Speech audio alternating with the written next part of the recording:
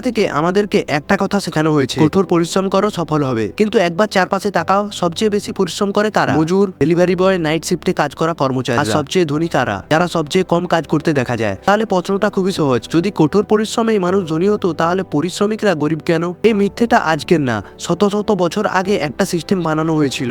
এমন একটা সিস্টেম যেখানে পরিশ্রমিককে বানানো হয়েছিল পবিত্র জিনিস। কেন?